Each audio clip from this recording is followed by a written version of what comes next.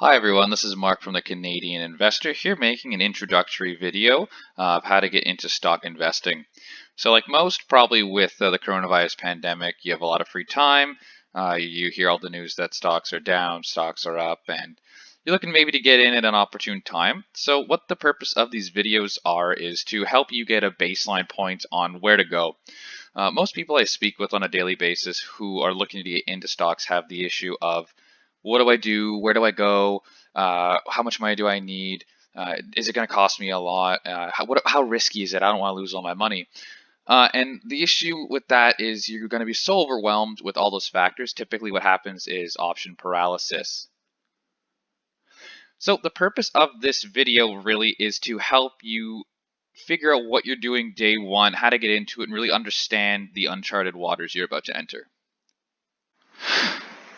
So, first things first, where are we getting started? Typically, there's two avenues you can take to open an account. There's a couple of accounts, but first let's focus on institutions. So, there's two routes to go. First being a brokerage, second being a bank. There's some key distinct features when beginning to the differences, and let's highlight them over here. First, for a brokerage, most of them will require you to have $1,000 to start. And I know for most, it's a threatening number. It's going to scare a lot of people off. But the realities of stock trading is $1,000 is not a lot of money. And that can be a discouraging factor for most. But once you start understanding how stock trading works and the fees involved with the trade, you'll realize that yes, $1,000 is not a lot of money. It's a lot to you, but in the stock trading world, it's how things have to go. With a bank, typically you don't really need a minimum start. However, they typically will want you to have a certain float in your account, and that's usually 250. This number changes over year. It changes depending on your account. It depends on how many services in your bank. If you have a lot of money in your bank account, or you spend a lot of money, or you have a certain amount of services, or that you might have to navigate with your bank. And that's one of the issues I'm very against when it comes to bank accounts for stocks, because they're going to use this to try and leverage you into purchasing many other services. You know what? If you use a lot of bank services, this might be the package for you. But for most, especially in the younger demographics of 18 to 25, you really don't have that much excess capital to just throw around, start getting credit cards that cost you $1,000 a year. And that's why I always recommend the brokerages. So let's go to the next point. Trading fees. Some people, when they hear fees in banking or fees to do anything, it's very discouraging. But I'll explain why you shouldn't worry about that in just a moment. A discount brokerage, on average, will typically charge you $4.99 or $4.95 per trade. A bank will typically charge you $9.95 per trade, which, as you can see, is double. And this number also is applied on both purchase on the buy, and it's also triggered on the sell of a stock. So when you buy a stock, you will pay $4.95, and when you sell a stock, you will pay $4.95. Or with a bank, you're going to be paying $10 and then again $10. So let's go back to the point where I mentioned the $1,000. Let's talk about an example stock here, RBC. Uh, RBC typically they're usually around $100 right now per stock. So let's say we buy one stock of RBC, or oh, sorry, one share of RBC. That's $100 plus either our $4.95 or our $9.95. So right off the bat, you'll notice something. That this is 5% of the value of the company I just purchased, and this is 10% of the value of the company I just purchased. And let's say I made $10, and now my stock is now worth $110, which is awesome. You know, the 10% is actually a large amount to make on a stock in under a year. And now I'm selling. So if I went with the bank, I would be back to $100 because I've spent $20 total. I'm actually I'm at a deficit now. With the bank, I'm at $90 total after a buy and sell. That's a negative. With a brokerage, with those fees, I'm actually break even. This example might seem a little silly. It might seem a little, Mark, why are you talking about this? This is the dumbest set of math I've ever seen. The reason I'm bringing this up is for two purposes. First, that $1,000 really isn't too much money because you're really only going to buy shares in one company with $1,000, or I'm going to dump it all in an equity fund, which we will touch on in another episode. Right now, we're going to focus on just purchasing individual stocks. So $1,000 is going to buy you maybe 10 shares. It's gonna, and if we do the flat rates, we're looking anywhere between 0.5% and 1% for a brokerage, and we're looking at a full to 2% of my profits at a bank. So that's a lot of why I prefer brokerages. Is right off the bat, you're saving a good sum of money on your fees.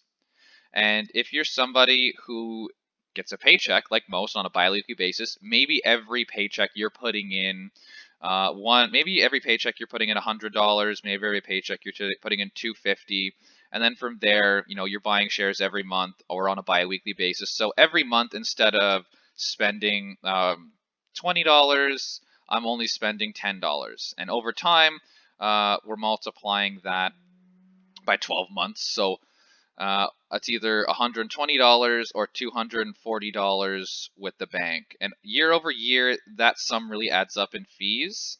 And we're not even talking about selling yet. We're only talking about buying. That's $120 more in your account. On top of that, brokerages typically offer you referral incentives, yada yada. Generally, brokerages will give you a better return for the main reason they're not a bank. If you go to your parents, they're probably going to say, go to the bank, I trust the bank, because people trust banks. And that is not what the debate is going to be on today. But brokerages generally will give you a better value because they want your business. They're not a bank. They don't have the reputation of a bank. So they're going to work hard to earn it. They're going to give you a better value in terms of fees. As well, banks typically know you'll trust them. So they're going to charge you an arm and a leg. And I haven't even touched on, in general, typically they're also going to charge you a quarterly fee if you don't have I think it's if it's under 2,500 for a certain account. You will be charged approximately $25 to $50 every quarter. There's so many rules and so many fees. If you're really trying to get started and keep things simple, I highly recommend a brokerage. So let's look at the part 2 of getting started, and that's types of accounts. So now that you've found a brokerage you want to go with, you're probably going to see that there's usually 3 types of accounts that we're going to look at today. There's more than 3, but I want to focus on the practical 3. The first being my favorite, the tax free savings account. I always mix up the S and the F for some reason. The second account is the RSP / RRSP. And then there's just a general stock account. They have different names depending on where you go. So there is a very large discrepancy in what each of these are. They do all have the same function, but in terms of rules and outcomes, they're all very different. So what is a tax-free savings account? Let's focus on this one first, and this is generally what I think 95% of people watching this will be doing. A tax-free savings account is an account that is what the name says. It's a tax-free savings account. So what does that mean? So the best way to go about this is, let's compare it to a stock account. When you buy, when you sell, when you put money in an account, typically there's taxes on that. So let's say I bought and sold a stock of RBC. And I bought the stock for $100. I sold the stock for $200 in the same fiscal year. I'm going to be taxed on that profit of $100 as income that year. Very straightforward, right? Depending on your tax bracket, different percentages, that's money lost.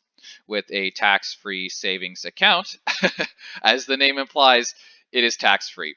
And there is a large array of benefits to that.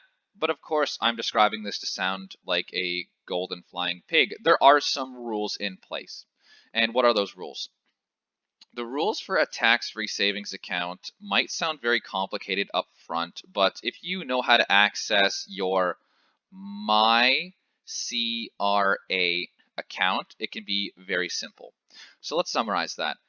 What the rules around a tax-free savings account are is you can only put in a certain amount every year. To my knowledge, this last year, the amount you can put in for 2020 was $6,000. It changes every so odd years based on inflation or political parties, but generally it's around that 5,500 to 6,000 every year. So let's say, for example, I am 25 years old. I started a tax-free savings account at 19, and now I'm 25. Every year, my account balance of cash I can put in has gone up. When I first turned 19, I think the cap was $5,000. When I turned or no, sorry, when I was 18, you have to be 18 to make a stock account. When I turned 19, I think the cap was $5,500. When I was 20, the cap I think was $10,000, and then the Conservatives got kicked out of Parliament, and then the Liberals brought it down back to $5,500. So you're going to have to count it all up. Your rule of thumb is just try and put in the annual amount right here. If you have more money, you can probably put it in providing you're over 18. What you're going to need to do is just look up a chart. I know Questrade, it's the brokerage I personally use. I'll do a little description of it at the end of this video. They have a little chart to help you calculate how much you can actually put in, because it can be a little confusing at first. Or just go to your MyCRA account. They can typically show you how much money you're able to put in. So that's primarily the main rule of it. As well, I know a follow-up question to this is, let's say I have money in my account and I have a bill to pay. I have $10,000 in my stock account and I need to take out $100 just to pay a bill. So now my stock account only has $9,900. What happens to that $100 I took out if I want to put it back in my account later? So that any money you take out in 2020 or that current year, you can't put it in the same year. You can only put it in the next year. And a lot of the times when this gets explained, it can be confusing. So I'll do my best to elaborate on that. So if my cap is $5,000 in 2020, and the 2021 cap is going to be $5,000 as well. If I took out $100 in 2020, next year the amount I took out is added to my next year's cap, making my cap 5,100. If there's any complications on that, if I am explaining this in a confusing manner, just let me know in the description below or in the comment section. I'll do my best to elaborate. These things are complicated, and I feel people don't want to explain them, or banks want to keep them complicated, so you're there to get their services. let's reel it all back now. So we've touched on the tax-free savings account. 90% of you, this is the account that you want. For most, it's going to be tough for a lot of people, especially with the average income levels of 40 to 50,000, to put in over 5,000-6,000 a year, especially with rents being as high as they are in the capital cities. So really, just focus on hitting the annual cap. If you can put more in, great on you. But right now, don't worry too much about hitting that cap. Realistically, for the majorities that aren't getting large sums of inheritance or lottery winnings or just finding sacks of money on the street, you should be good. So let's now touch on the RSPs/RRSP. These get a little bit complicated. I will go into the more detail in a different video because RSPs and RRSPs are definitely a whole different topic. The rule of thumb to using an RSP or an RRSP is if my tax-free account is maxed out, then I put money in my RSP because this helps your income tax. That's it. The only thing I want you to remember about the RSP/RRSP right now is you put money in there once your tax-free savings account is capped totally. And now there's a general stock account. The general stock account, you do not need to make one of these unless your tax-free account is maxed out. and your RRSP account is maxed out, because this one is going to cost you the most amount of tax. You will lose the most amount of money in taxes and fees and have the lowest year-over-year gains. I know a lot of people now are thinking, all right, I know what type of institution to go with. So let's look at the broker. Awesome. We're going to look at going with a broker. Now we're also going to open up a tax-free savings account with a broker. Now what? So a tax-free savings account isn't really a savings account. It's actually a stock investing account, despite what the name implies. It's really just a sheltered place to purchase stock. I know the name savings account is where a lot of people get lost. So what do we do now? There's a few options. You can go with a financial party, financial advisor. They have different names depending on where you go. They have robo-advisors. There's so many synonymous titles for this. And this is okay. If a financial advisor, they're okay. If you really have no clue what you're doing, you don't want to do research, you make a lot of money, and you're really just not willing to put in any time to learn about basic mathematics or basic investing, it's all right. I will note that they take a percentage of the balance that you give them, and that's really going to add up. It's tremendous. So for most, a lot of transparency has been cracked open on these things. A lot of people are getting more educated. The fees used to be like 2% of your total balance every year they would take. Now it's like 1%. And I know a lot of you are probably now going to put in the description here that, hey, Mark, my parents enrolled me for their financial advisor. He's doing good work. I'm making this much money every year. I think you're full of it. And I read my contract. It says that there's a fee. It's not like that. It's not that big. It is. It's all the writing. It's probably 1% realistically, unless you're a super high value client. But it's definitely 1%. It's going to be written in a weird way, and the math's going to be complicated because the financial advisor's job is to make you think that you can't handle this because they want to get paid. It's a business. It is a very profitable business, and it's a very long-term profitable business. And if it's profitable, that means that money's coming from somewhere, and that money is coming straight out of your pocket. So let's just do a quick mathematics here. I put in $1,000, and if I, on average, make 10% every year, we will talk about earnings a bit later on, either in this video or the next.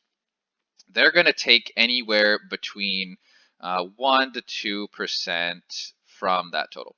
I'm just going to use 2% to keep it simple, because on top of that, the average inflation rate in Canada is 2.2%. Anything over 2.4% becomes hyperinflation. So let's look at the 2% here.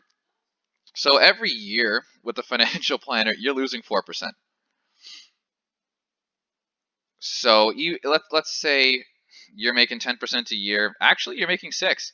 And what a lot of you are probably going to see is that they're going to offer you a couple portfolios. They're going to offer you some packages. Those packages are going to say like conservative,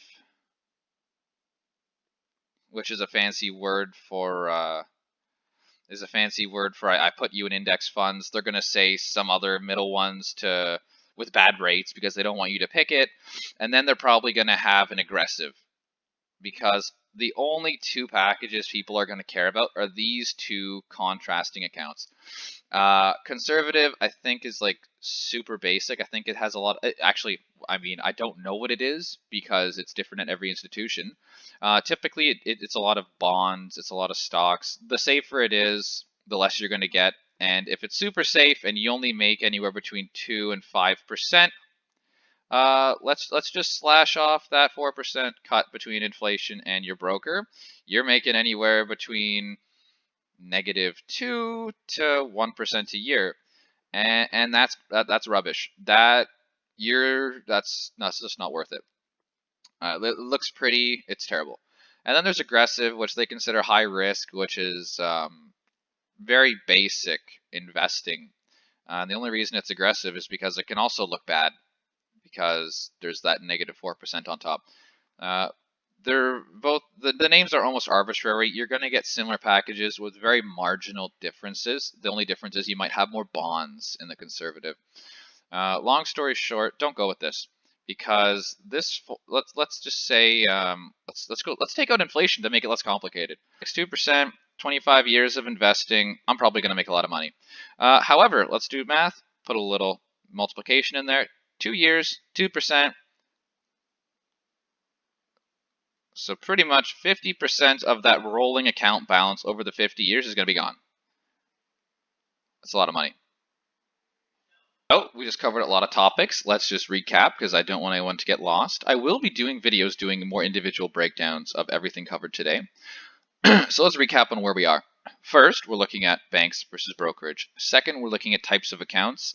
Third, we're touching on financial advisor versus self-directed trading. So let's recap. We're going to go, in this example, brokerage. We're going to go with the tax-free savings account, and we're going to do self-directed. This is how you're going to make money. This way. Any variation of this will make you significantly less money over your lifetime, basically, because a lot of this money you likely will be saving for the entirety of it. So this will be the route we're probably going to take. So now what does this really look like? For example, we're probably going to go to, I like Questrade. I can put a referral in the bottom. It gives you some spending money. I think it's like $25. And I mean, $25 for opening an account through referral is great. That can get you, just covers some brokerage costs. Like I said earlier, the brokerages will give you money to join them. 25 bucks. It's not a lot, but it's great because it cuts a lot of those trading costs at first, where your balance is probably a lot lower. So, for example, Questrade, I prefer them because they're right in Toronto. It's one of the more reputable companies in in Ontario. And overall, I really like their platform. It's very simple to look at, as well as just the terminology and overviews they use are very simple. So you're going to want to go on here, and there's a few things. I can't go into it because it would show my personal information, but you're going to need a few things. You're likely going to need identification. You're going to need to set up a connection between them and your bank.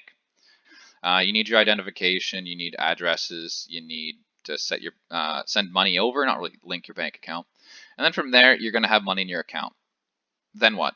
Because when you open your account, you're probably going to see a lot of things that overwhelm you, such as what does buy at MKT mean? What does sell at MKT mean? What does buy limit mean? What does sell limit mean? These are all terms that become very confusing right away. So right off the bat, let's look at what does MKT mean. That means market. That means you are looking to buy or sell a stock at whatever the market going price is. And the market going price is whatever price you see when you Google the ticker. So let's use RBC again. If we Google rbc.to, let's pop that open real quick. So there's 101 ways for you to find stock information. I like Yahoo Finance. All you gotta do is create an account. You can follow a bunch of company tickers or companies that'll just keep you informed on the current price and the changes and such. So these are some things I have bookmarked. I like to follow them. You'll see here the last price. This is what your market price is going to be. So when you pick how many stocks you want to buy and you click market, it's gonna, providing you have the right funds to purchase it, it's just gonna purchase it for whatever price is here. And there's delays a lot of the time with stock purchases, so it might actually change between now and then. This method, it's not recommended to buy at market price. if you're really caring about every last cent. Long term, does it matter? Maybe, maybe not. Generally, you want to go with the limit price. So, and what a limit price is the limit price is the price limit that you will pay. So if I set my limit price to $100, my purchase will not trigger until the price hits 100 or lower. You'll also see there's an option typically with most brokerages to set a time range. It's going to have until typically the default is GTD. That means good through day. There's a ton of them. They're all abbreviated. Generally, I like to go with GTC for long terms. This means good till canceled.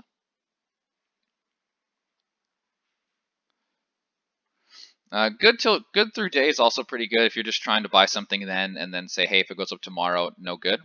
Generally, GTD and GTC are a lot of the times what you're going to go with. Basically, let's say RBC is trading at $101, but you're not paying a cent over 100. Sure, you go GTD and you set your limit price to 100, so that buy order will not purchase unless it goes under $100 that same day. Or I can set it till GTC, so if it doesn't go down to under 100 for like a year, it won't trigger until a year later. Now, things get a little trickier when we start getting into the sell, because basically the sell is the inverse of everything that is buy. So the sell limit on a buy is it won't sell for anything less than the limit price. So if I set it for sell at $100 and it's currently $90, it won't sell until it hits $100. Which is also generally what you're going to want to go with if you're making a profit. In terms of risk, you really don't think about buying. Don't think about selling.